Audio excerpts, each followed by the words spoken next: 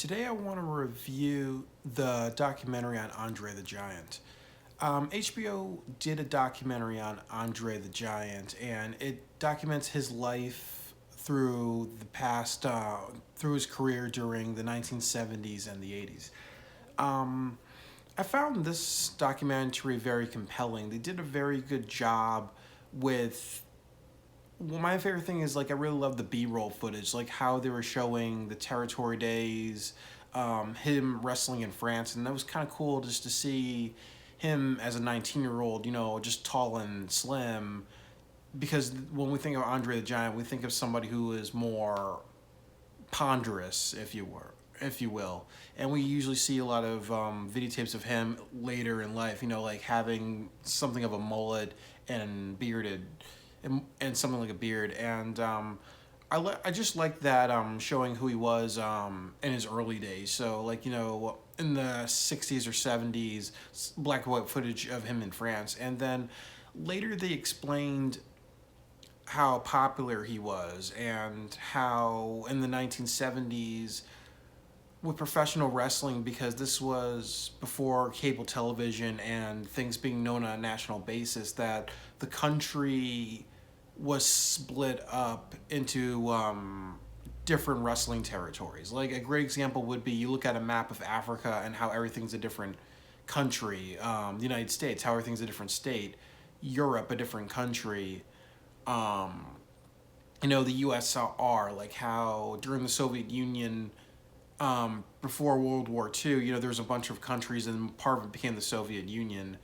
Um, and that was kind of with professional wrestling in the 70s and 60s and 50s and 40s, where they were all like different territories. So Vince McMahon, the WWF was was New England, and Jim Crockett Promotions was on the on the southeast coast, and then there was a promotion like in the Chicago area, and then there was a promotion in Florida, and then there's Memphis City Wrestling, and then there's wrestling in Canada. I always would say that's really cool that how things have changed, but I would definitely, if I was a professional wrestler or if I was a person who could live during a certain era and document professional wrestling, I would love to be during that 70s, 60s boom period, travel the country, work in different areas, and work with different territories. Um, and that was really the 70s. And I think with Andre the Giant, they're saying like how he took advantage of that, because there's a certain mystique to somebody who's 7'1", I believe they said, and went from like 300 to close to 500 pounds. That this is somebody who could do a couple of things, not a lot of things, and he's booked as this big monster. So if there was one event in it was best to book him for very few events. So if there's one event in the Northeast, it's good. He should do that. Then he should go down to the American South, and then the Midwest, and then the Northwest. So that's kind of cool. And I always would say I would favor anybody or the life of anybody who travels a lot. And I have helped out on a lot of different film sets, and that's allowed me to travel to different parts of the country, and I like that, and I'm actually writing about my experiences. But that life of a traveler is really cool. But it's also cool because, with some wrestlers, they could spend a couple of months in a certain territory or a couple of years in a certain territory. They go to a different territory, then a different territory, then a different territory. And they're also talking about the wrestling boom. And with the wrestling boom, um, in the 1980s, that's when cable TV became popular. That's when sports media and mass media really started to boom and take off. But with Andre the Giant, like in the 70s, he wrestled a lot of different matches, and he sort of had a really good life in the 70s, before he had a lot of health issues in the mid to late 80s.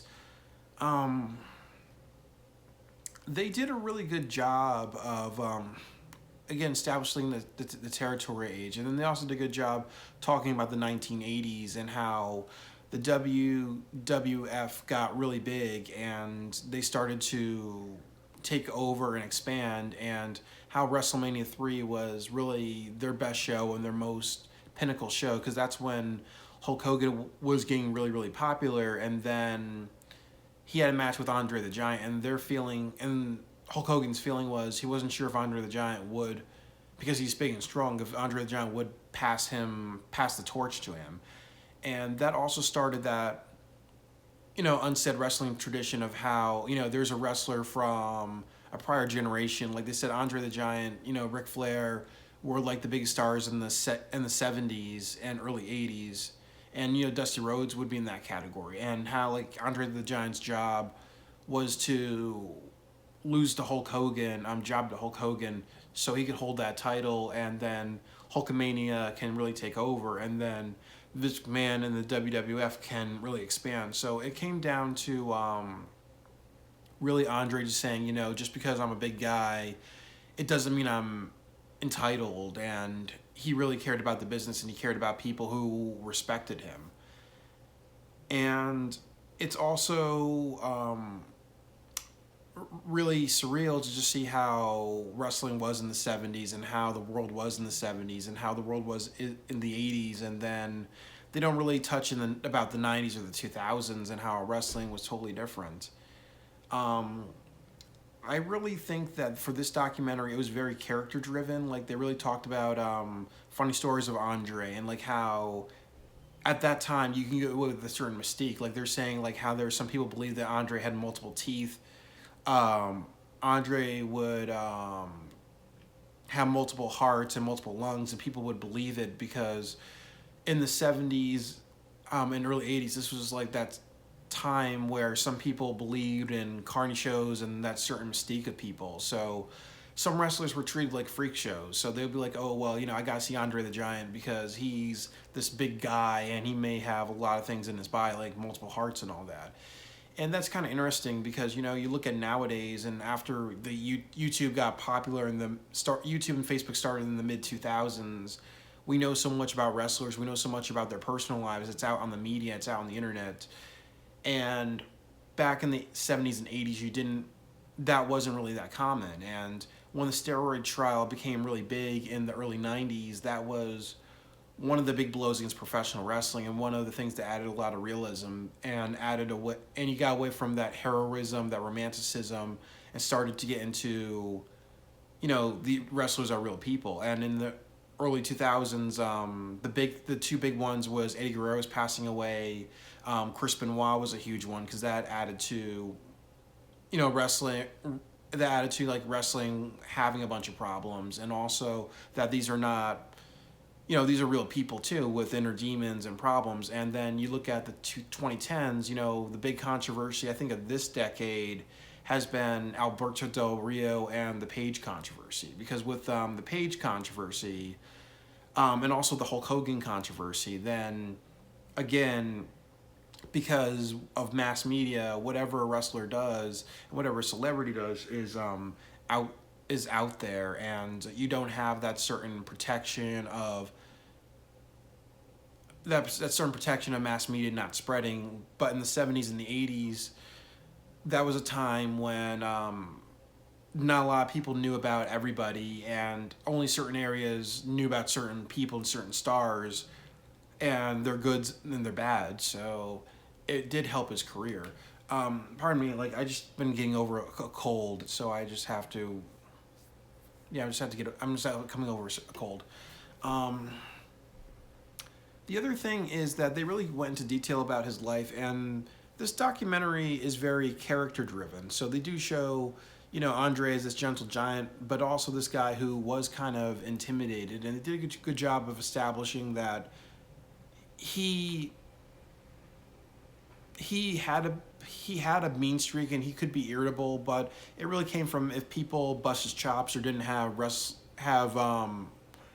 that wrestling courtesy and that wrestling etiquette that you're supposed to have backstage. So when he wanted to be big and nasty, he could, and but that really wasn't who he was. He was a really nice person, but there's certain rules, there's certain respect that you give. And also, it makes you feel a little sorry for him, too, because, he was somebody on a limited time schedule.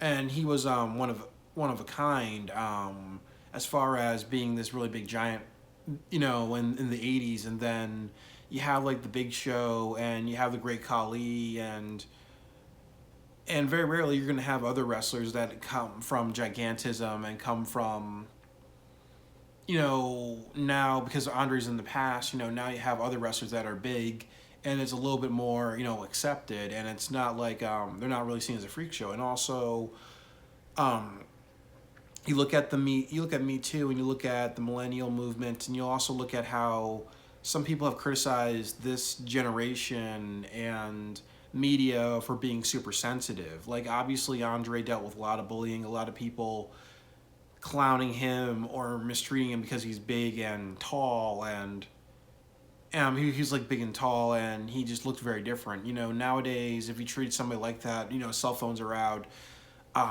There's more of a crucifying of people who bully people nowadays, and also a huge sense of sensitivity. So I do think if he was around nowadays and people were bullying him and that was being recorded, there would be a lot of backlash against the people being jerks to him. So it was from a really different time. As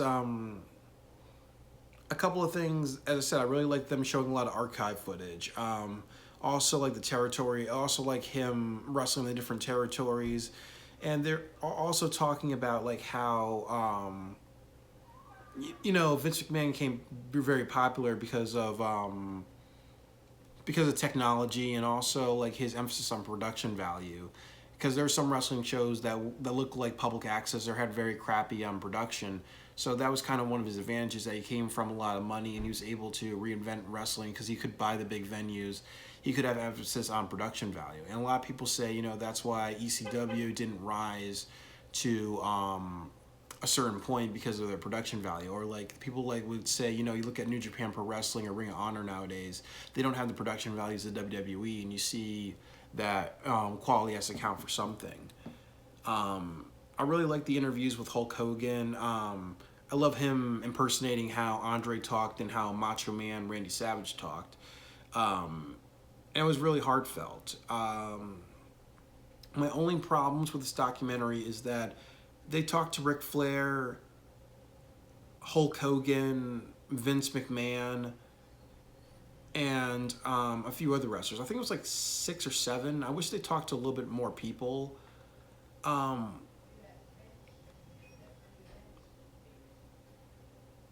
Sorry, my neighbor's kind of loud, but and I would say that the editing was really good.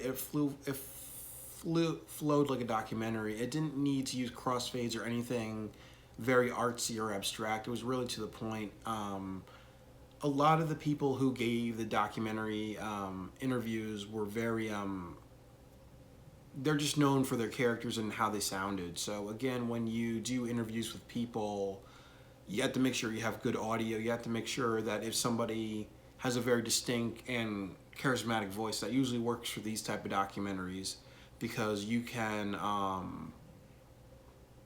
you can, like, whoever sounds compelling and whoever sounds compelling enough to be listened to, that's usually best for interviews. And I really think that it's a good watch. I do think that it's really cool, like how they focused just in Andre's time period, because when you think of wrestling, sometimes they're gonna like say, look at the 2000s, look at how it is nowadays. But I think it was really preserved in time. It felt like a period piece, and I think that that's a really good approach for this. I do wish they kind of incorporated other wrestlers too. I think because of Mark Henry being in the Hall of Fame, inducted into the Hall of Fame, it would have been kind of cool. Like, even though this was made like I think this was produced and the interviews happened last year. I wish Mark Henry was in this, and they kind of talked about how, going forward, like how he influenced, how Andre the Giant influenced wrestlers like Mark Henry. And I think because of Mark Henry being in the Hall of Fame now, like I wish he was part of the interviews. And that was my only like rip against it. Like, even if they were interviewing wrestlers nowadays, I wish they kind of had a little bit more diversity. I wish they talked about the people who came after Andre, not just people of his time. That's my only like strike against that. And I also liked as a documentary that it would be rated R because the F word is used a couple of times. I would even say, you know, if I could give it a rating, I would give it like PG or PG-13. Sometimes with wrestling, there's been so much emphasis on violence and bad language and wanting the Attitude Era back. So I liked how in this documentary, it really captured the Hogan era, the 80s era, and the Golden era, where that wasn't overly relied on. Like, obviously people had their problems, but there wasn't that like type of attitude era, type of intensity. And I really liked how that preserved in time was really showed in this documentary. I do think everybody who is a fan of Andre the Giant should watch this. I really think that if you want to do a very conservative, basic type of documentary of any subject matter, you should really watch this documentary on Andre the Giant and learn some things. I also think that there's definitely a need in professional wrestling to have different documentaries. I really think that I would love to see a documentary on Mark Henry and his life. I think because of how the world's kind of changed, especially with more respect and more acknowledgement of African American wrestlers, and how there's still a controversy in the wrestling world about how there's never been an African American holding the WWE Championship. People would say The Rock. Some people will say The Rock doesn't count because he's multiracial like me, or The Rock really embraces a Samoan identity, that they said that outside of any other wrestler, and outside of him, there's been no full-blooded or somebody who's African American with really dark African skin holding the WWE title. So I think if they did a documentary about Mark Henry, they can talk about, that. They can talk about some of the racism in the WWE and some of the harassment. And not to make the WWE look bad, but just to kind of say, this was a time, but like look at almost how some things have changed for the better. But I want to see like a documentary of Mark Henry. And I also think, when they showed Andre the Giant, they showed like how he can have an attitude and he can tell people to piss off and fuck off. I like how they captured some of that too, because in documentaries, if you want to make it good, you have to show the good and bad of characters. So, when they showed like how Andre could have been short-tempered, or he could have not had patience with people who didn't know what their role was backstage, or what rules and what privileges they don't have. I like that they showed him having a little bit of a short temper sometimes, because that adds to the fact that he's human, and people are human. People have some flaws. I really enjoyed this documentary. It was really good to watch through it. It was very emotional with how they're presenting what was it like to be in the shoes of Hulk Hogan at that time. What was it like to be in the shoes of Andre the Giant? What was it like to have all that pressure, all these really big matches, and just know that if there was one mistake because somebody's body, not like Andre not being the best physical condition, or Andre having the power to make the choices because of his physical strength in the ring, it really just knew how to create tension. I also believe that there is another documentary of Andre the Giant that was made a couple of years ago. It has a lot more dealing with his personal life and is a little bit more tamed, but I think this one had a lot more grit, the HBO one. So I encourage everybody to watch the HBO documentary. It's leaked on YouTube. That's how I watched it. And it's a good 90 minutes, and it's worth watching. So that's all I have to say about that. And I started watching wrestling in 2008. So Andre the Giant was completely removed from, it has no, he's a wrestler. He wasn't part of my time, but I know like a lot of people who've seen him in person, a lot of people in Vermont that I worked with, he would like hold them up on his shoulders because Andre was a big guy, but he really did mean a lot to a lot of people. And it's good that he had a really big heart, and also he was one of those people that he knew he could use his body and use who he was to get what he wanted and hurt and abuse people. It really comes off that outside of being human, that he really was for other people than himself. So I really think, also for younger wrestling fans, Andre the Giant is also a good role model for children, especially since we do live in a day of like being able to research wrestlers in their past, so, if parents want to look at Andre the Giant as an example of a professional wrestler that is a little bit more conservative, has a lot more history on him of being a good person. I do think like he's a good like role model for like people who want to start in professional wrestling, like children who are into him. Everybody has their flaws though, but all I'm gonna say is a really good documentary. It was really compelling. It did what it needed to do. I like it being a period piece. It's something that if you want to get into the documentary genre and do something that you have a passion for, if you are a professional wrestling fan, watch this and watch other documentaries and definitely take it from there. And it looked like it just looked like, in this documentary, I think the last thing I'm going to say is it looked like it was really easy to make. It was just a bunch of interviews and a bunch of like stock footage. So I do feel like it does feel a little thrown together. That's my other criticism, but it also kind of reinforces that with filmmaking and people who want to get into filmmaking, that don't be afraid of it, pursue it. And ultimately, there are times when filmmaking and doing documentaries is really difficult, and there's times when it's not as hard as you think. So there is a sense of doing what you want and living the life that you want. And I think with Andre, that's one big lesson about him was he knew he was unlimited time. He knew that some people looked at him as a freak show, but he just believed in, hell with it. This is something that I love, and he pursued his passion. And also he was somebody that stuck to being a person with a really big heart. So all those things, I would say, makes this a good documentary, makes him one of the better role models for, young children who who want to get into professional wrestling or like that. And also, everybody should check this out. So that's all I have to say. Thank you.